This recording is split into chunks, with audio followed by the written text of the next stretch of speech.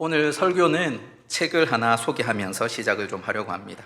떡의 전쟁이라고 하는 책이 있는데 정진호 교수님이 중국 연변과기대를 설립했던 멤버고 10년 동안 교수로 사역을 하다가 또 김대중 대통령과 노무현 대통령 시절에는 또 평양에서 과학기술대학교를 또 이렇게 설립해서 교수로 섬겼고, 그리고 지금 현재는 한동대 교수로 섬기고 계신 분이 바로 정진호 교수입니다. 이 정진호 교수가 쓴 이 책을 보면 인류의 역사는 전쟁으로 점철된 역사인데, 그렇게 전쟁을 하게 된 이유가 바로 먹을거리, 바로 떡 때문에 그렇게 전쟁을 하게 되었다라고 이야기합니다. 우리가 보통 떡이라고 생각을 하면 특별한 음식이죠. 떡은 어떤 명절이나 아니면 잔칫날 같이 특별한 날에 먹는 특별식입니다. 그래서 떡이라고 하면 생존에 필수적인 음식이라고 하기는 사실은 조금 우리의 일상에서는 조금은 좀 거리감이 있습니다. 그렇지만 이제 성경에서 말하는 떡은 서양 문화 속에서 이제 빵으로 이렇게 대변할 수 있는 그 하루에 일용할 음식을 이렇게 나타내는 용어가 바로 떡입니다. 그리고 그 떡을 쟁취하기 위한 그러한 사람들의 모든 그런 기록들이 바로 인류의 역사다라고 우리에게 이야기를 하고 있습니다. 그런데 인류가 이렇게 생존을 위하여서 떡의 전쟁을 해야만 하는 이유가 어디 있을까? 왜 떡을 위해서 이렇게 싸워야만 할까? 라고 우리가 생각해 볼 때 그 해답은 우리의 영원한 생명의 근원이 되시는 하나님을 떠나면서, 그 근원에서 벗어나면서부터 내가 스스로 하나님이 되려고 하다 보니까 나의 먹을거리를 내가 찾아야 되고, 그 결과 서로 그 싸움의 현장 속으로 나아가야 되는 그런 상황이 되어졌다는 것입니다. 우리 창세기 3장 17절을 보면 선악과를 먹고 원죄를 범한 아담에게 하나님께서 하시는 말씀이 이렇게 기록이 되어져 있는데, 땅은 너로 말미암아 저주를 받고 그래서 너는 내 평생에 수고하여야 그 소산을 먹으리라. 그러니까 원죄 사건이 일어나기 전에 아담과 하와의 삶을 보면 먹고 살기 위해서 그렇게 노력할 필요가 없었습니다. 왜냐하면 하나님께서 만들어 놓으신 그 에덴 동산, 그곳에서 먹을거리가 하나님께서 무한하게 풍성하게 채워주셨기 때문에 먹을거리 때문에 걱정하지 않아도 되는 삶이었는데, 스스로 하나님이 되려고 하다 보니까 이제는 너가 평생이 수고하여야 그 소산을 먹을 것이다, 하나님 말씀하십니다. 우리가 생각해 보면 우리 모두가 정말 정직하게 수고해서 그 수고에 합당한 열매를 먹는다면 그것도 그리 나쁘지는 않을 것입니다. 그런데 어떻습니까? 죄 가운데 태어난 우리는 어때요? 힘을 들여서 수고해서 내가 무언가를 획득하고 얻으려고 하기보다는 고생하지 않고 쉽게 그것을 얻으려고 합니다. 그러니까 제일 쉬운 방법이 뭐예요? 약한 사람 거 뺏으면 되는 거예요. 옆에 있는 사람, 자기 것 잘 보호하지 못하는 그 사람의 것을 뺏으면 되는 겁니다. 그러니까 서로 사람들 사이에 갈등이 일어나기 시작하고, 그리고 나라와 나라들 사이에 그 갈등, 바로 전쟁으로 이어지는 것입니다. 생명의 근원을 떠나버리다 보니까 나 스스로 떡을 찾아야만 했고, 그러한 삶의 모든 역사가 바로 떡의 전쟁으로 이렇게 나타나는 것이다, 우리에게 말하고 있습니다. 이렇게 떡을 위한 전쟁 속에서 고통스럽게 살아가는 우리를 구원하기 위하여 이 땅에 오신 분이 바로 예수님이십니다. 아멘. 그래서 예수님께서는 자신을 이렇게 소개할 때 여러 방법으로 소개를 하시는데, 요한복음 6장 33절과 35절을 보면 이렇게 묘사를 합니다. 우리 33절의 말씀 한번 같이 읽겠습니다. 하나님의 떡은 하늘에서 내려 세상에 생명을 주는 것이니라. 또 우리 35절요. 예수께서 이르시되 나는 생명의 떡이니 내게 오는 자는 결코 줄이지 아니할 터이요 나를 믿는 자는 영원히 목마르지 아니하리라. 아멘. 지금 예수님께서 자신을 소개할 때 하나님께서 이 땅에 내려 보내주신 생명의 떡이다 라고 말씀하고 있습니다. 이 땅에 많은 사람들이 하나님을 떠나서 스스로 먹을 거리를 쟁취하기 위하여서 그렇게 고통스러운 삶을 살아가고, 그리고 힘없는 사람, 약한 사람들은 짓밟히면서 그렇게 고통스러운 삶을 살아가는데, 그런 우리에게 찾아오신 하나님께서 보내신 생명의 떡, 바로 예수님이심을 우리에게 말씀하십니다. 그리고 그러한 모습을 우리에게 좀 더 적나라하게 보여주는 장면이 어디냐면, 사탄이 예수님을 시험하는 그 첫 번째 장면입니다.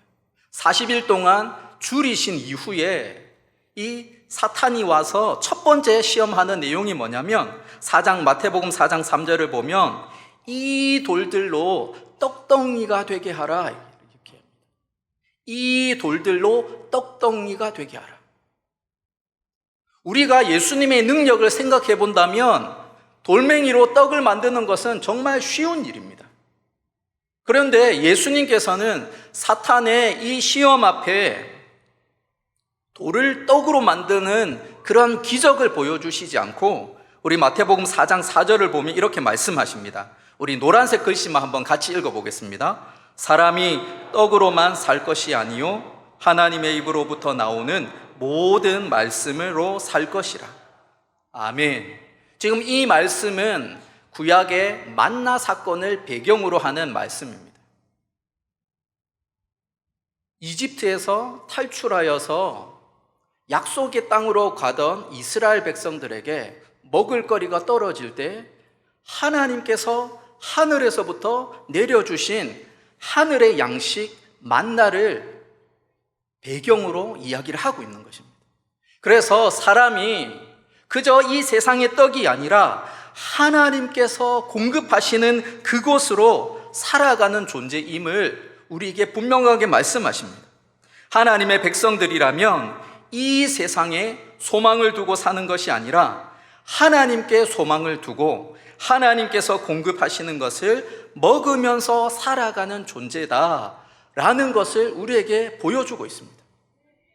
사탄이 예수님을 처음 시험하는 이 장면에서부터 예수님이 이 땅에 오신 이유, 생명의 떡으로 이 땅에 오셨다는 것, 그래서 영원히 목마르지도 않고 줄이지도 않는 그 생명의 떡을 우리가 취해야 한다는 것을 우리에게 보여주고 있습니다.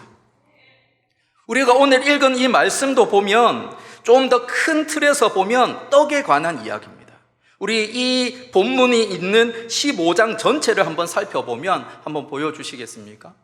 우리 첫 번째 1절에서 20절의 내용들을 보면 예루살렘에서 바리새인들과 서기관들 이렇게 논쟁을 하게 되어집니다. 예수님의 제자들에게 왜 당신들의 제자는 떡을 먹을 때 손을 씻지 않는가?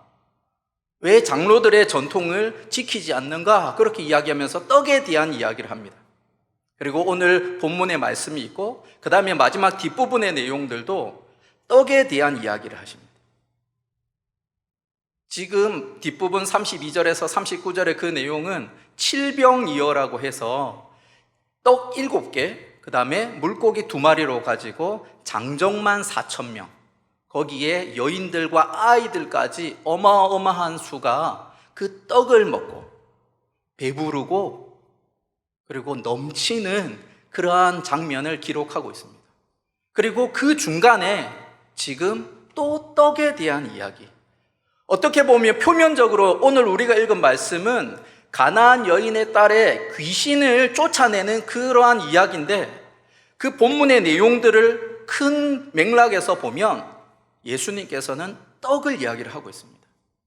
이 세상의 떡이 아니라 하나님께서 보내신 생명의 떡, 그 하나님의 구원의 은혜를 누리는 그 현장에 대해서 우리에게 보여주고 있습니다. 우리 좀 더 살펴보면 1장 20절에서 보면 예루살렘은 이스라엘 땅의 가장 중심지입니다. 그리고 바리새인과 서기관들은 하나님을 가장 잘 섬긴다고 자부하는 종교 지도자들입니다. 그런데 그들조차도 이 세상에 떡 먹는 그 정결 예식 때문에 하나님이 보내신 생명의 떡이신 예수님을 부인하고 대적하고 밀어내고 있습니다. 그래서 마태복음 15장 8절을 보면 이 백성이 입술로는 나를 공경하되 마음은 내게서 멀도다라고 말씀하십니다. 예루살렘 성전이 있는 곳, 하나님을 예배하고 하나님께 제사 드리는 그 현장, 그리고 하나님의 율법을 가장 잘한다고 하는 바리새인들과 서기관들조차도 하나님의 양식, 하늘 양식을 구하기보다 이 땅의 것에 매여서 겉으로는, 입으로는 하나님을 섬긴다 하지만 그 마음에 악독이 가득하고 하나님께서 보내신 생명의 떡 예수 그리스도를 밀어내고 있다는 사실입니다. 이런 상황 속에서 예수님은 유대 지방을 떠나서 이방인의 땅으로 갑니다. 두로와 시돈이라고 하는 그 지역으로 갑니다. 예루살렘조차도, 하나님을 섬긴다고 하는 사람들조차도 이 생명의 떡이신 예수님을 외면하고 심지어 적대하고 있다면 하나님을 전혀 모르는 이 이방인의 땅, 여기서 어떤 희망과 소망을 기대할 수 있겠습니까? 그런데 놀라운 것은 우리 마태복음 15장 22절을 보면 가나안 여자가 나와서 소리 지르며 주님께 간구하고 있습니다.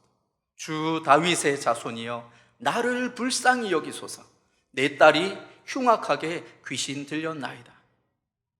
자신의 사랑하는 딸이 귀신에 들려서 큰 고통 가운데 있다고 소리치면서 주 다윗의 자손이여 주님을 부르짖으며 그렇게 소리치고 있습니다.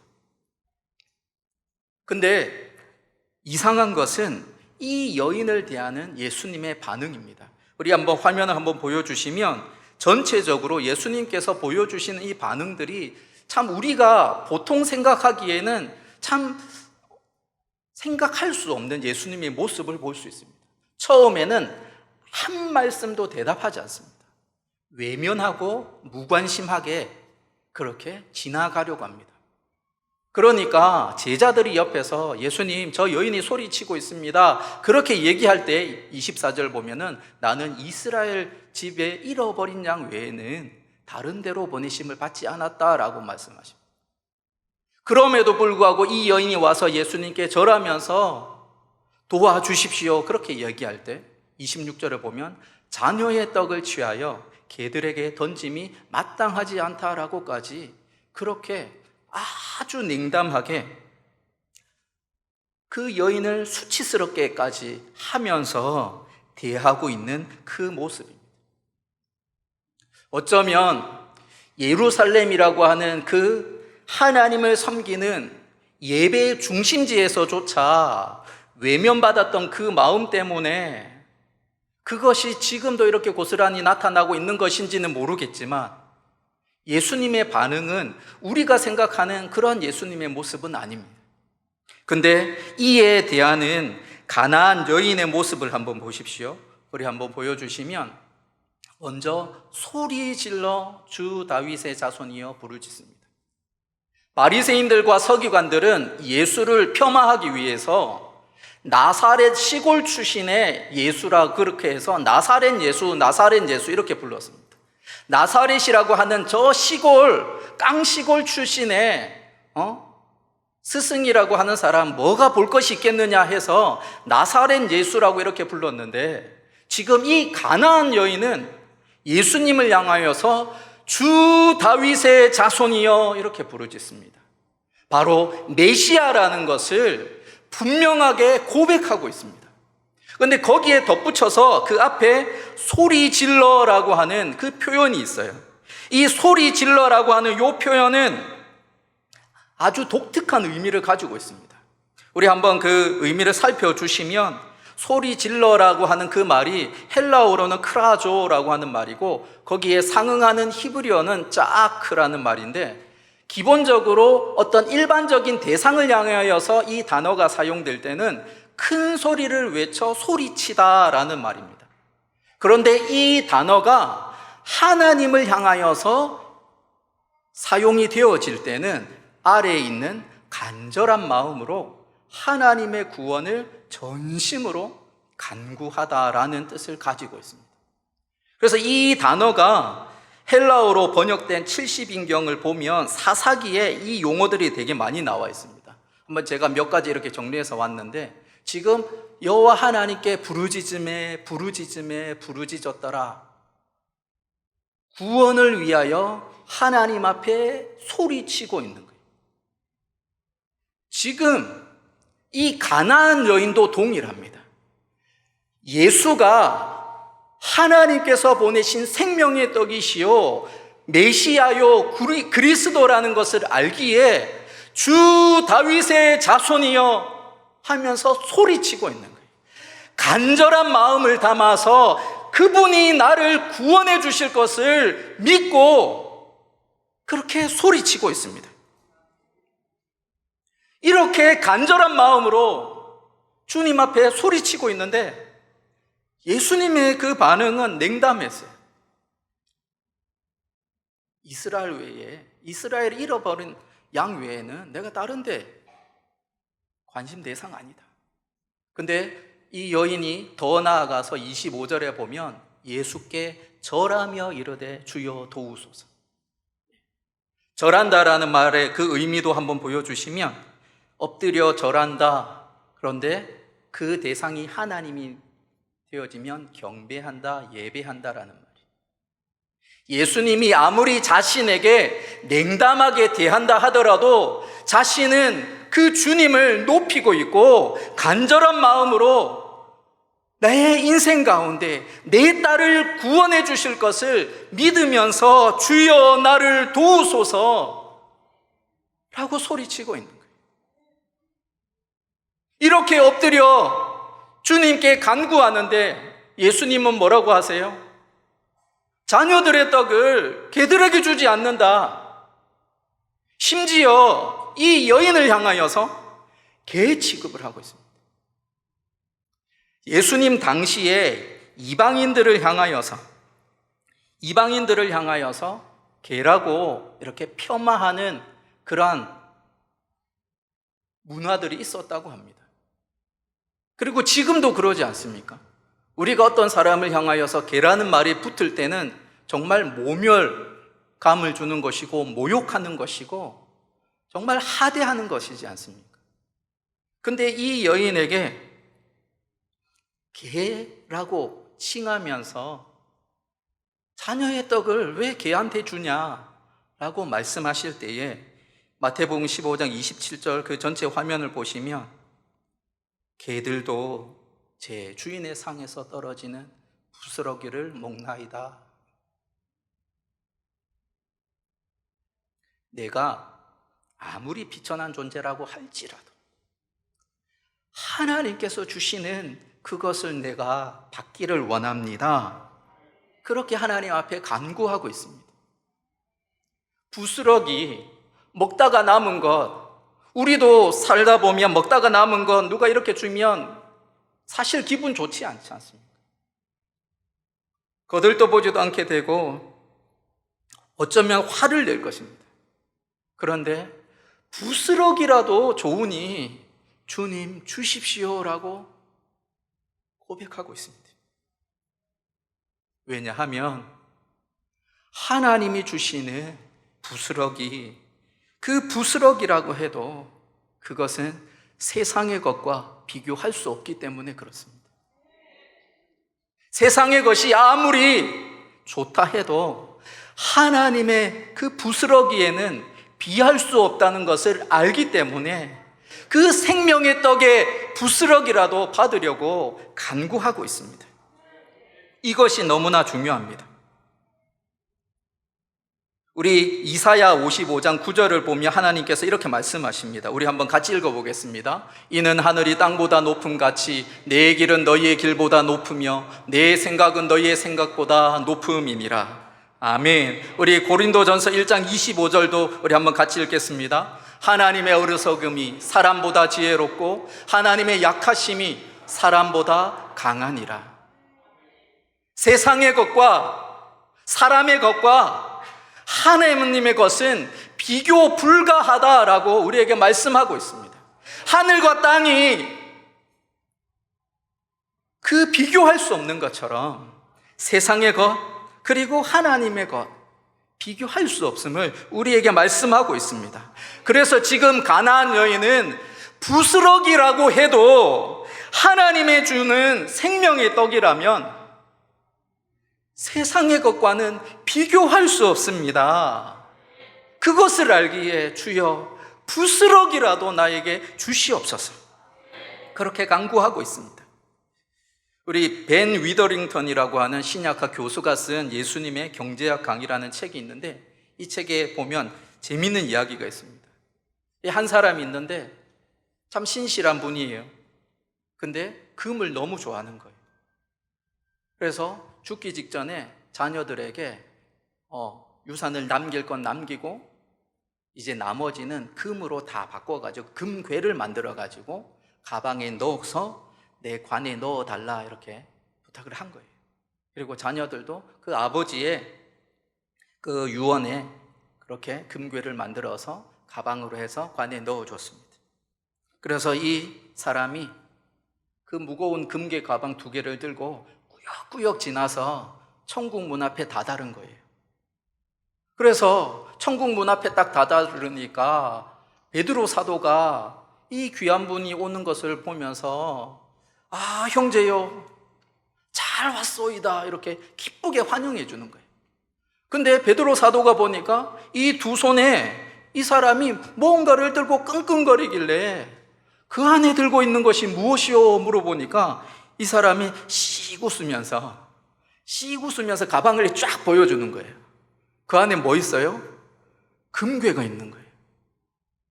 근데 베드로의 반응이 놀랍습니다. 아니 보도블럭을 왜 갖고 왔어? 네. 천국에 깔려있는 게 금괴라서 보도블럭을 왜 갖고 왔어? 라고 얘기하는 거예요. 이 땅에서는 너무나 귀한 건데 저 하나님 나라에서는 포도블럭과 같은 거예요. 근데 거꾸로 하나님의 것은 아무리 부스럭이라고 할지라도 이 세상의 것과는 비교할 수 없다는 것입니다.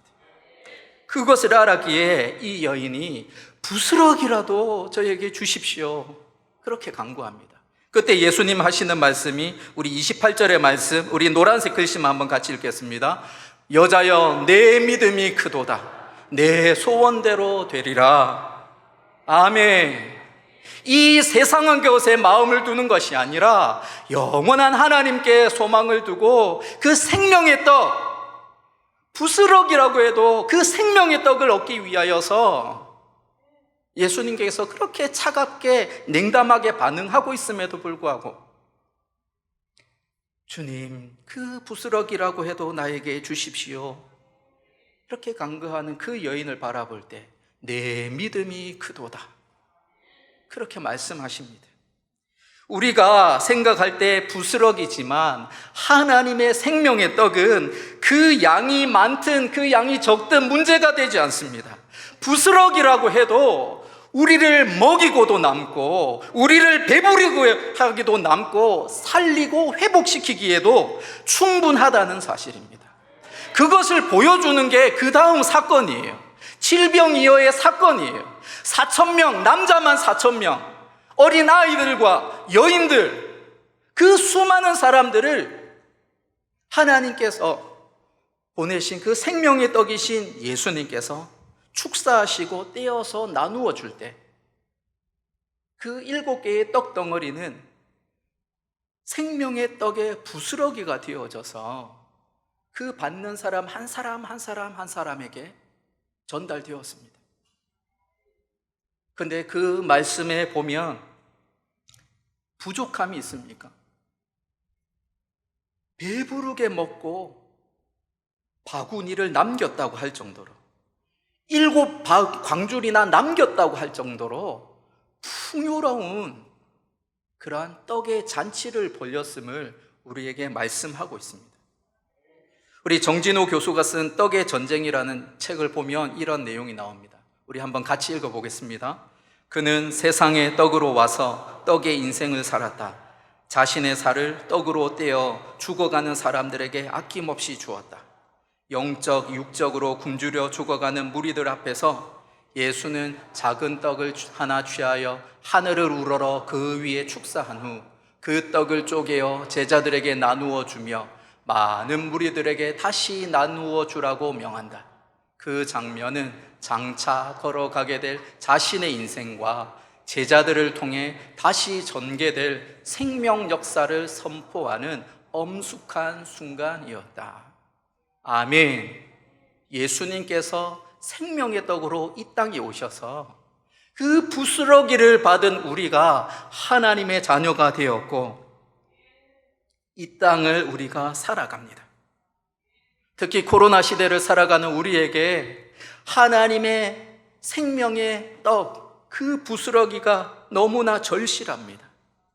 가나안 여인이 간절히 주님 앞에 엎드렸던 것처럼 우리가 이때 더욱 주님 앞에 엎드리며 주님께서 주실 그 부스러기, 생명의 부스러기를 사모하는 우리들이 되기를 소원합니다. 그리하여서 이 땅에서 하나님을 모르는 사람들이 그렇게 서로를 집어삼키기 위하여서 싸우고 경쟁하면서 살아가는 이 세상 속에서 하늘의 떡으로, 하늘의 생명의 떡으로 그들에게 흘려보내며 하나님의 나라가 어떤 것인지 보여주는 우리가 되기를 소원합니다. 하나님의 부스러기라고 해도 그것만 해도 충분합니다. 차고도 넘칩니다. 그 부스러기를 사모하는 우리가 되기를 예수 그리스도 이름으로 축원드립니다. 아멘.